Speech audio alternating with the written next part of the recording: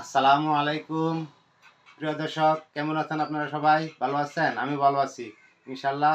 আশা করি আপনারা ভালো আছেন।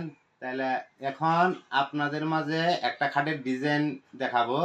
ডিজাইনটা এতদিন তো পার্ট বাই পার্ট দেখানো হয়েছে, কমপ্লিট করার পরে দেখানো হয় নাই, কিন্তু এখন আপনাদেরকে কমপ্লিট করা হয়েছে। এখন মূল ভিডিওতে যাই, দেখতে থাকুন, সাথে থাকুন। প্রিয় দর্শক, এই হলো খাট।